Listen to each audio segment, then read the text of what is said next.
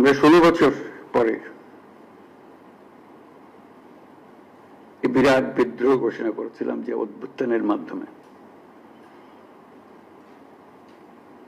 এবং যে কারণে অভ্যুত্থান হয়েছিল তাৎক্ষণিক যেটা টার্গেট ছিল সেটা আমরা অর্জন করেছি।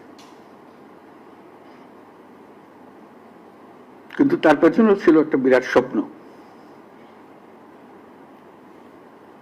নতুন ভাবে রাষ্ট্র ব্যবস্থা বিনির্মাণ, নতুন বাংলাদেশ বিনির্মাণ।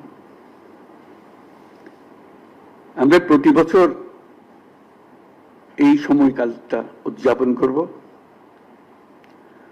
যাতে পরবর্তীতে 16 বছর আমাদের অপেক্ষা করতে না হয় আবার এই অভ্যুত্থান করার জন্য। আমরা প্রতি বছর এটা করব, যাতে কোনো স্বৈরাচারের কোনো চিহ্ন দেখা গেলে সেটা তাৎক্ষণিকভাবে আমরা বিনাশ করতে পারি। সেটার জন্য এটা অত্যন্ত গুরুত্বপূর্ণ। স্বৈরাচারের প্রথম পাতা মেলার আগেই যেন আমরা তাকে ধরে ফেলতে পারি, 16 বছর যেন আমাদের অপেক্ষা করতে না হয়।